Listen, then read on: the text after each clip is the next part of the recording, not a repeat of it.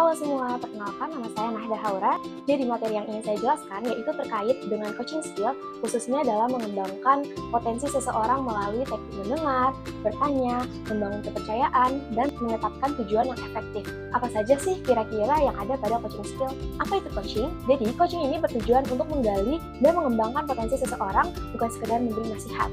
Nah, dalam effective coaching skill, seseorang belajar seni bertanya untuk membantu orang lain untuk menemukan solusi sendiri. Nah, coaching lebih efektif daripada sekedar memberi nasihat. Jadi, mendengar efektif sangat penting dalam coaching agar coach bisa memahami klien dan mengajukan pertanyaan yang tepat. Nah, teknik mendengar yang baik ini mencakup kosongan pikiran, terus tatap mata, dan fokus pada lawan bicara. Untuk menangkap pesan utama, kita perlu mengenali kata kunci dalam pembicaraan. Menggunakan dan mengulang kata kunci dapat membantu membangun pemahaman yang lebih kuat dan membuat lawan bicara merasa dihargai. Yang keempat, ini rahasia membuat pertanyaan efektif. Seperti pertanyaan yang baik, ini dapat menggali pemikiran seseorang dan membantu mereka menemukan solusi. Jadi pertanyaan ini ada dua, yaitu pertanyaan terbuka dan tertutup. Yang terbuka, ini misalnya, apa rencana jangka panjangmu? Nah, ini lebih efektif dibandingkan pertanyaan tutup, seperti iya atau tidak. Yang kelima, ini teknik keren membangun kepercayaan. Jadi kepercayaan adalah dasar dari coaching yang sukses. Cara membangun kepercayaan ini santai dan rileks saat berinteraksi, cocokkan minat dengan lawan bicara. Kemudian gunakan pertanyaan positif agar suasana tetap nyaman. Yang keenam, coaching mengajarkan cara menetapkan tujuan yang jelas agar lebih mudah dicapai. Nah, metode seperti Go Bisa ini menyusun tujuan yang spesifik, terukur, dan realistis. Fokus bukan hanya pada proses, tapi juga pada hasil akhir. Yang ketujuh, dimana setelah belajar teori goal setting, nah coaching ini itu melihatkan praktik nyata untuk menetapkan tujuan yang jelas. Jadi contoh pertanyaan yang reflektif seperti bagaimana sih perasaan Anda saat tujuan Anda tercapai, terus kapan target Anda dicapai. Yang kedelapan, coaching ini membantu menyusun langkah konkret untuk mencapainya. Nah, menggunakan metode goals, hambatan, opsi, dan dukungan, ini itu memudahkan eksekusi pada coaching skill. Nah, yang kesembilan, jadi coaching juga mengajarkan cara mengatasi hambatan yang muncul dalam mencapai tujuan, seperti langkah-langkah berikut. Yang pertamanya, identifikasi hambatan. Yang kedua, temukan solusi yang realistis. Yang ketiga, cari dukungan dari orang yang tepat. Yang keempat, susun rencana untuk mengatasi hambatan secara bertahap. Dan terakhir, ini pertajam langkah konkret keberhasilan, di mana mimpi ini harus diwujudkan dengan aksi. Jadi, coaching ini mengajarkan cara menyusun langkah konkret dan realistis agar tujuan tercapai. Prioritaskan 3-5 langkah utama agar lebih fokus dan lebih terarah. Jadi, kesimpulannya, semua materi ini saling berkaitan dalam proses coaching, mulai dari mendengar secara efektif, terus mengajukan pertanyaan yang tepat, membangun kepercayaan, menetapkan tujuan, hingga mengatasi hambatan. Nah, dengan menerapkan semua teknik ini, coaching ini dapat membantu seseorang mencapai kesuksesan atau keberhasilan yang lebih terarah dan lebih efektif. Sekian materi dari saya. Kemudian kita lihat gambaran atau contohnya melalui video wawancara berikut ini. Yuk simak videonya. Silakan perkenalkan dari. Oke, terima kasih. Perkenalkan, nama saya Nuriza Putra Lipa, biasa dipanggil Puput. Saya itu seorang mahasiswa di Universitas Prof. Dr. Mustafa Dragana. Sekarang kamu masuk jurusan apa? Kalau prodi kan saya itu prodi ilmu komunikasi ya. Kalau jurusan saya ambil jurusan public relation atau yang kita kenal tuh informasi. Terus dimasuk baikkan ini berdoa terlebih dahulu ya, sampai biar tentang kira-kira. Oke.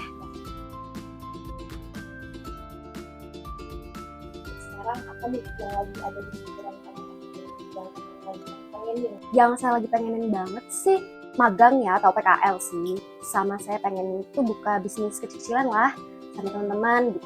Karena kan saya sempat ada bisnis kecil-kecilan ya sama sahabat saya, tapi kita nggak terusin karena ya punya kesibukan dan juga kita ngatur waktunya sih paling susah. Kira-kira kamu udah tahu berapa lama kamu? Paling kalau magang itu kurang lebih ya sekitar 6 bulanan lah. Kalau usaha sendiri sebenarnya saya masih ragu-ragu sih karena sebenarnya lebih mau fokus ke magang. Kurang lebih setahun lah kalau misalnya lagi free aja sih. Berarti yang sekarang lagi difokusin dan ingin banget magang ya? Iya bener banget. Nah, kira-kira bagaimana sebelum dalam waktu 6 bulan kamu udah bisa dapetin tempat kamu magang? Kalau yang saya pikir ya, paling saya harus cari relasi sih.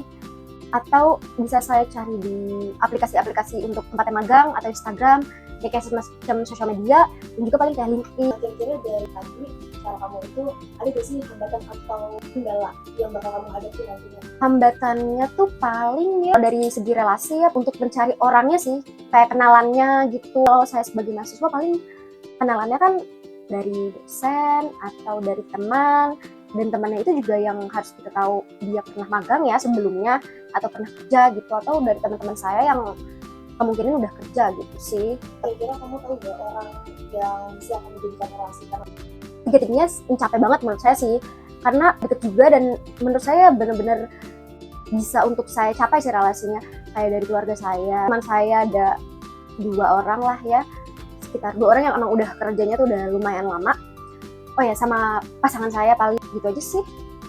seberapa yakin nih kamu mereka ngasih peluang itu ke kamu, ngasih relasi? Kalau dari teman sendiri, kalau menurut saya karena emang cuma 2 orang dan sebenarnya mereka emang bukan kompatibel untuk jurusan saya. Jadi menurut saya cuma ya 30% lah. Tapi kalau cuma buat magang-magang yang nggak sesuai sama jurusan saya, 50% lah bisa gitu. Tapi untuk yang keluarga saya kayak itu paling ya 80% 90% sih. Karena saya juga udah pernah dapet relasi dari mereka. Jadi kayak oke juga gitu. Kalau pasangan saya itu mungkin ya 80% 90% juga sih. Kalau dosen gitu ya karena kita harus kayak bertanya gitu-gitu ya kemungkinan juga 50% sih kalau menurut saya gitu. Gimana kamu hadapin kendala-kendala itu? Menghadapi kendala-kendala untuk cari kayak relasi gitu, paling saya ya berusaha buat ini sih, mencari orang aja kayak kenalan gitu ya, misalkan saya teman kita main bareng ya berusaha kenalan aja, berusaha akrab, berusaha buat baik gitu, berhubungan baik sama dosen supaya juga dosen tuh notice kita sebagai mahasiswa yang baik gitu. Terus kalau dari saudara itu pasti ya kita harus punya hubungan baik kan dengan saudara. Kira-kira hambatan lain yang menghambat proses kamu di kedepannya, itu kira-kira apa nih gambaran kamu? Hambatannya paling karena saya sempat pernah magang juga ya waktu sekolah SMK, paling saya berusaha untuk menyesuaikan aja kayak pertama bersikap yang baik gitu ya pasti antar karyawan ke atasan. Kalau kita nggak bisa gitu ya misalnya kita nanya gitu, paling hambatannya ya sebenarnya seperti itu sih. Berarti kamu juga sudah yakin ya di kedepannya kita magang tuh kamu bisa menjalankan itu yang ya baik? Ada ragu sih pasti ya, karena kan istilahnya kita berbaur ya, itu kan lingkungan yang baru, terus juga mulai kayak berinteraksi, kayak nanya apakah ada kerjaan, terus menyapa, terus berusaha buat saya berbaur sih. Sebenarnya tantangan baru, tapi cukup yakin untuk diri saya sendiri untuk menghadapi itu, karena kan kita manusia tuh harus terus berkembang ya, harus terus mengikuti zaman dan harus terus mengikuti apa yang terjadi di lingkungan ya. Apalagi kita kan manusia tuh makhluk sosial, jadi manusia. Berarti kamu udah yakin ya kamu bisa melewati tantangan-tantangan yang ada, terus juga berhasil mencapai keinginan kamu, itu kamu udah yakin ya sampai sekarang? Kalau tantangan baru yang dayangan banget istilahnya ya, sebenarnya rada takut, tapi ya cukup percaya diri gitu untuk berusaha. Bisa lah. Jadi sudah kebuka ya solusinya gimana? Iya sih, ternyata udah kebuka juga sih sendiri dengan sendiri seperti itu. Gimana nih perasaan kamu kalau misalkan nanti ternyata itu berhasil tercapai sama diri kamu? Pasti bangga banget pertama ya sama diri sendiri, terus senang, bahagia karena udah menyelesaikan hal itu ya, jadi pengalaman baru yang wah ternyata saya bisa ya untuk melewati ini, jadi bangga gitu. Tahu gak sih? Siapa aja kira-kira yang akan bangga nih sama pencapaian kamu sejauh ini? Pasti itu orang tua saya, keluarga gitu, pasangan saya, terus teman-teman, pasti itu. Berarti kamu yakin ya bisa dapat magang sebelum 6 bulan dan kamu bisa menghadapi tantangan-tantangan yang bakal ada, yang bakal terjadi apapun kendalanya, kamu udah siap dan yakin kamu bisa. Iya benar sih. Ya, sebelum Siap. 6 bulan udah bisa ya tercapai itu ya, dapat modal. Yakin sih sebenarnya setelah saya sampaikan apa yang saya ucapin gitu ya, setelah terus ditanya terus saya ternyata saya banyak loh, entah dari relasi ataupun mencari magang atau masalah baru tuh, ternyata bisa ya saya, ternyata nggak ada keraguan lagi gitu. Saya kira bisa. Sekarang kalau kamu udah yakin, coba kamu luangin waktu untuk diri kamu sendiri, kamu berdoa untuk memperkuat agar dijaga sama Allah ya. Iya pasti. Biar tujuannya tercapai dan berhasil. Amin. Terima kasih. Sekian video pemaparan materi coaching skill dari saya dan contoh gambaran wawancara dari coaching skill. Kurang lebihnya mohon maaf. Terima kasih.